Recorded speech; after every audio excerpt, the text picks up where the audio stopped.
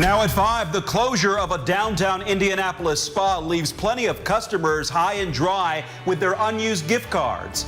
WRTV Investigates looks into what your rights are should this happen to you.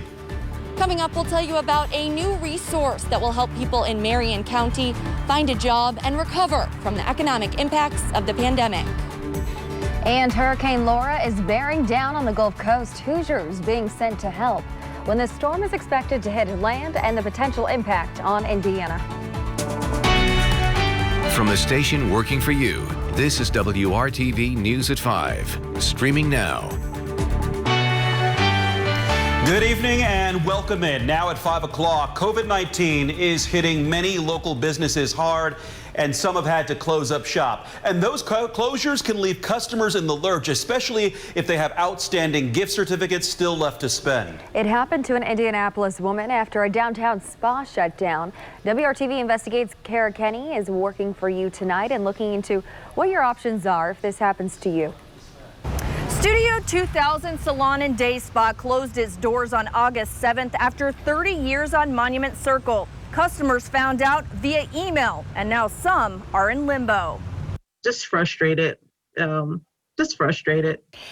Wesco has a $200 gift certificate still left to spend at Studio 2000. The email sent to customers didn't give any options for her or other consumers who still have gift cards or credits at the spa. She reached out to WRTV Investigates. We contacted the company via email and Facebook, and they referred us to their attorney. We encouraged Lena to file a complaint with the Attorney General's office. I feel like a gift certificate in the grand scheme of everything that's going on in the world is not a big deal, but I mean, it's personal to me. You know, I feel bad for them. They've been there forever. So, you know, I guess that's why I thought I had time. Consumers often think themselves, perhaps, why bother? Why should I bother doing this? Well, they should bother because at the Attorney General's office, we monitor and we track thousands of consumer complaints. And the trends and the patterns, certainly in a time like this, in an uncertain time, are important for us to know. And if we don't receive those complaints, we don't know. The AG's office says you can see if other businesses will honor the gift card. If the company is filing for bankruptcy, file a claim with the bankruptcy court. You could get your money back that way. And keep your gift cards just in case the business reemerges after the pandemic. The Attorney General's office says it's a good idea to not spend a whole lot of money on gift cards right now because you can't be sure how long a business will stay open. Working for you, Kara Kenny, WRTV. And we have not yet heard back from Studio 2000's attorneys for the spa side of the story or possible explanation. A new effort underway to help job seekers in Marion County. The new online tool from Employ Indy and Ascend Indiana aims to bridge the gap between those looking for a job and companies looking to hire. We are committed to sharing programs like this through our Hiring Hoosiers initiative. WRTV's Megan Sanctorum explains how the rapid reemployment response works. The goal is to help thousands of people who live or want to work in Marion County find a job and recover from the economic impacts of the pandemic. As companies close or reduce staff, many people are finding themselves in need of a new job. In fact, according to the mayor, about 120,000 people in Marion County filed for unemployment between March and June. That's 12% of the total population. But now, a new free resource to help those people out. This website just opened to people of all backgrounds and skill levels. Those in need of a job can log on, make an account, and be connected with employers, training opportunities, and career coaches. We continue to segment the data around unemployment benefits to understand the populations and industries most disproportionately affected and try to connect those individuals working in that space or previously working in that space where the new opportunities are existent as a result of having this platform. This particular program just launched today, but those who have worked with Employ Indy in the past to find a new job say the knowledge, connections, and resources they offer are invaluable. One man who just got a new job after months of searching has this advice for the unemployed. It had to be me to take the first step forward, to take it, then to have, the hunger, to drive the curiosity, to get online and then to use these online tools. Working for you, Megan Sanctorum, WRTV. And we will have a link to the online portal in this story on our website, WRTV.com. We also have plenty of additional resources and stories posted on our Hiring Hoosiers page online. Now to the latest coronavirus numbers in our state. 841 more Hoosiers have tested positive for the virus. Those results recorded between August 12th and yesterday. The overall positivity rate remains at 8.7%, but the 7-day positivity rate has dropped to 6.8%. That 7-day period is August 11th through the 18th. Overall, more than 88,400 Hoosiers have tested positive. 15 more Hoosiers have died from COVID-19. Those deaths occurred between Friday and yesterday. The total number of deaths now stands at 3,023. And tonight, more than 500,000 people have been ordered to evacuate the Texas and Louisiana coasts ahead of Hurricane Laura. This is a few of the storm images from the International Space Station. Forecasters expect Laura to grow to a major Category 3 hurricane over the warm waters of the Gulf of Mexico before hitting the U.S. coastline late Wednesday or early Thursday. And we just learned that 25 members of Indiana Task Force 1 will leave tonight for the Gulf Coast area to be ready to assist in potential search and rescue efforts. And Chief Meteorologist Kevin Gregory is here to fill us in on Laura's current strength and path and if the storm will impact Indiana. Kevin. And it's coming closer. The storm tracks. We'll have more on that in a second. It's going to rapidly intensify here over the next 36 hours. Winds now sustained at 80 miles per hour, Category 1 storm. By the time we go overnight Wednesday into Thursday is when this should make landfall. Category 3 winds of 111 to 129. Then watch the curve to this. The trend has been taking this red line, which is kind of the center of possibilities of the track, but moving it closer to the Ohio River. By the time we get to 2 o'clock Saturday, it'll be well to our east.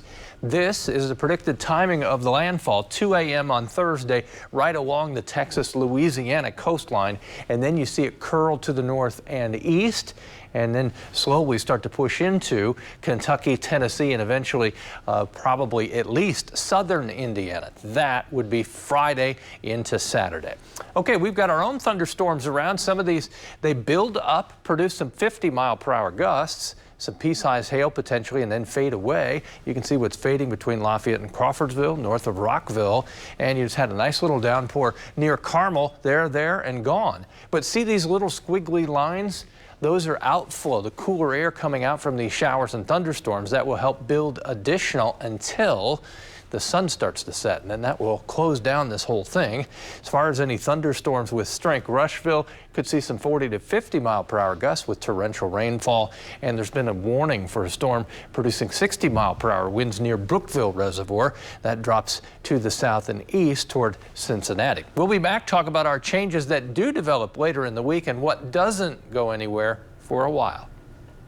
And new developments tonight in the case of the Wisconsin man shot multiple times by police.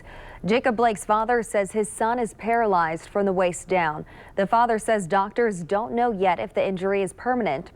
The shooting on Sunday in Kenosha was captured on cell phone video and ignited new protests about racial injustice. Kenosha police say they were responding to a domestic incident when officers encountered Blake, though it's unclear what exactly led to the shooting. The officers involved are now on administrative leave as the Department of Justice investigates. Democracy 2020 and the race for the White House. It is night 2 of the Republican National Convention. The president and party leaders say the tone of the 4-day convention will be focusing on optimism. Tonight, First Lady Melania Trump will headline the evening with a speech from the White House Rose Garden. And as ABC's Andrew Dimbert reports, we're told once again her speech will be very uplifting. Tonight, the Republican National Convention continues. Night 2 of the RNC looks to build up President Trump's first-term policies while issuing warnings about a Joe Biden presidency. This president has a record of strength and success. The former vice president has a record of weakness and failure. After criticizing last week's Democratic convention, President Trump promised Americans his big event would feature optimism and hope, telling Fox News is going to be a very positive as opposed to a dark, a very, very positive message. But Tim Scott, the lone black Republican senator, was one of the few to take the podium with messages of inspiration and a brighter future for the American people. We have work to do, but I believe in the goodness of America. Others using the center stage to voice grievances with Democrats lined with dire warnings about what a Biden presidency would mean for America. Don't let them destroy your families, your lives, and your future. But against the backdrop of a struggling economy and more than 176,000 American lives lost to coronavirus, counter-programming from Democrats aiming to undermine the GOP message. From this new Joe Biden ad, grandparents left to die alone, to these images from the Democratic National Committee projected onto buildings around Washington, D.C., near the base for the RNC speeches. And tonight, it's First Lady Melania Trump's turn to take the spotlight, delivering her remarks from the Rose Garden at the White House. Other notable day two speakers include Senator Rand Paul from Kentucky, White House Economic Advisor Larry Kudlow, and Secretary of State Mike Pompeo, controversially participating in the convention from Israel, embracing partisan politics, which his State Department predecessors avoided. And some of the Democrats' counter-programming is expected to continue tonight. The DNC reportedly releasing more ads that paint the Republican convention as chaos. Last week, the president repeatedly criticized the Democratic National Convention, calling it boring. Andrew Dimber, ABC News, Washington. Well, the convention runs through Thursday. Coverage kicks off each night at 7 o'clock on ABC News Live. That's the network's streaming channel. Primetime coverage here on WRTV will begin at 10 o'clock each night. Tomorrow, the Marion County Election Board plans to finalize its vote center plan for the November election. In the delayed primary held in June, there were only 22 locations where voters could cast their ballots on Election Day, which led to very long lines that was due to lack of poll workers. But the situation is already looking better for November. According to Russell Hollis, the deputy director of the Marion County Clerk's Office, approximately 1,300 poll workers are already signed up for November, which he said is ahead of where they normally are in their recruiting process. They need about 2,000 total. Hollis said they would like to staff about 200 vote centers. There were about 270 in November 2019. If you are interested in becoming a poll worker in Marion County, you can sign up at pollworker.indy.gov. And also at tomorrow's election board meeting, the number and location of early voting sites will also be determined. Early in-person voting begins October 6th. You must register to vote by October 5th. Now just ahead here on WRTV, she's the head of the state's largest school system, but today she's head of the class. The lesson the IPS superintendent learned for herself when she decided to teach a virtual class. Also tonight, you're going to see what happens to a woman when her childhood wish comes true. A celebrity experience thanks to a charity helping kids live their best life. Next. And a nice little downpour just on the south side of Indy when you get out of 465 there in Marion County. Strongest storm now near Rushville, then also Brookville Reservoir, some 50-mile-per-hour gusts. We'll talk about what changes as we go through the week coming up.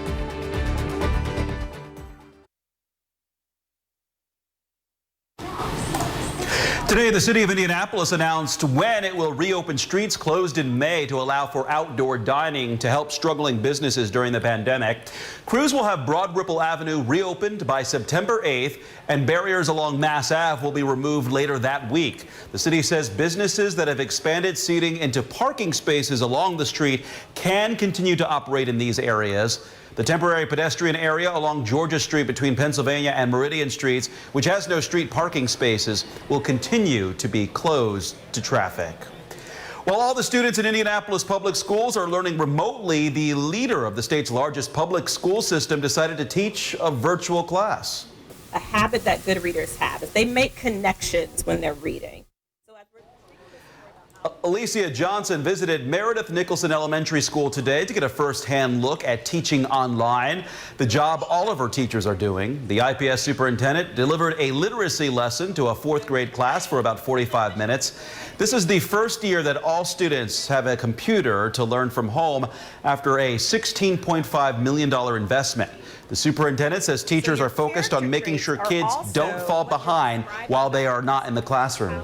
We just have to be thoughtful about that and really think beyond just this year on how we are making up for that time, because it's going to take us more than this year, particularly since we don't even know right now what the year is going to play out to be. Johnson says she may teach another class if time allows.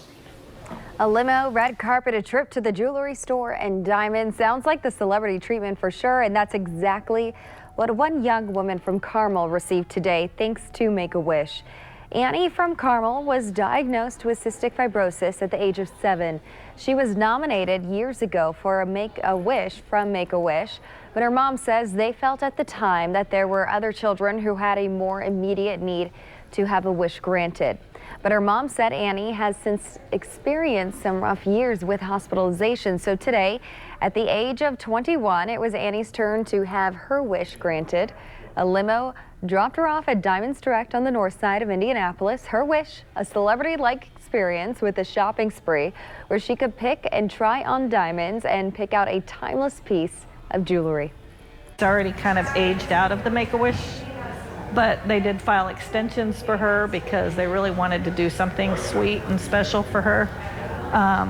And so they came up with this idea, and I thought it was great. At the end of the day, I think she realized that having the experience of being a celebrity herself and then having something to take home with her that she can keep to remember this day really was the heart of her wish, really brought a smile to her face that like clicked. This is the thing that will give me the hope that I want for my wish.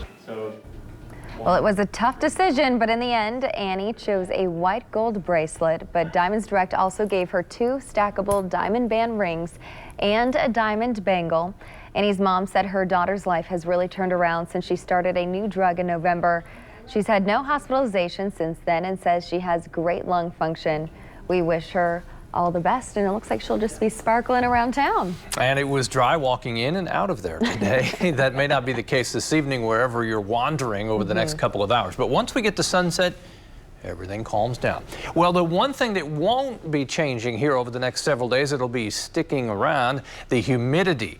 It's tropical out there. We won't see a real change in the humidity until we get to the end of the week. It'll start to fall Saturday, but you really feel the difference as we get to Sunday. That'll be the moment where you feel the weight of the humidity lifted off your shoulders. As you look at this picture, I'll give you a chance here. Look under Lafayette, what looks to be a funnel cloud. This would have been, at about 3 o'clock in the afternoon. If you ever think you see a funnel cloud, look for persistent rotation.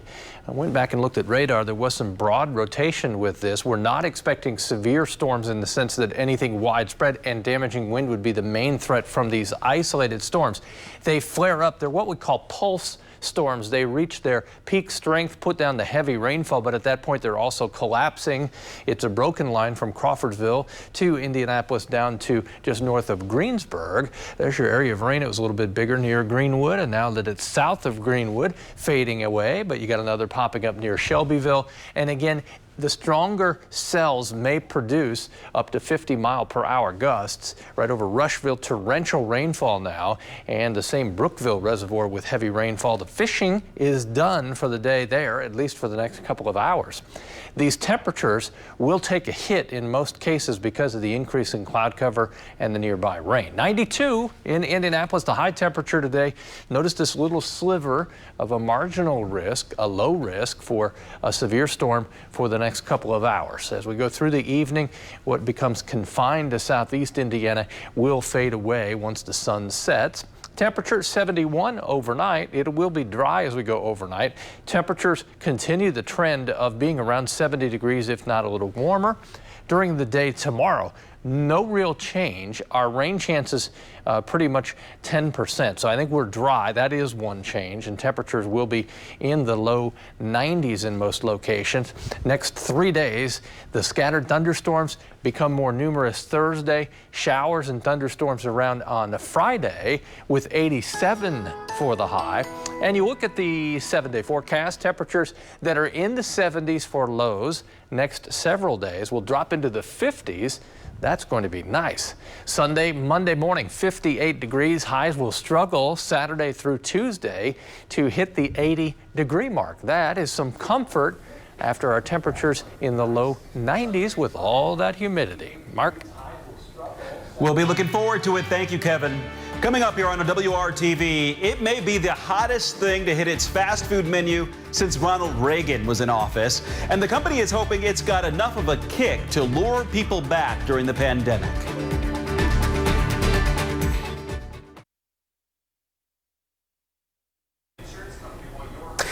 We're going to bring you a little food segment here, everything from chicken to pumpkin spice lattes. And let's start with chicken. KFC is pressing pause on a slogan the chicken chain has used for more than 60 years. Finger licking good has been blurred out on old KFC billboards and signs as part of a marketing campaign.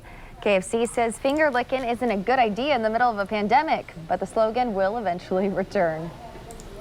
We will see when. Now to McDonald's. The Golden Arches introducing spicy chicken McNuggets and the Chips Ahoy McFlurry as it tries to lure customers back during the pandemic. Spicy chicken McNuggets is the first new McNuggets flavor in the U.S. since they first hit the menu in 1983. It includes a coating of cayenne pepper, chili peppers, and comes with a spicy dipping sauce. Both the McNuggets and McFlurry hit restaurants September 16th and will be available for a limited time. And it may only be August 25th, 4 months from Christmas, but pumpkin spice lattes are back at Starbucks. Starbucks released all of its fall favorites earlier than ever this year. Multiple drinks and baked goods, all available starting today, and I may have gotten one right before work, Mark. COVID-19 is impacting some areas of Indianapolis more than others. Tonight at 6, we visit some of the hot spots to share the extraordinary challenges those communities face. And now that crews have had a good look, they know just how much work needs to be done to restore the landmark Ayers Clock downtown. That's coming up next at 5:30.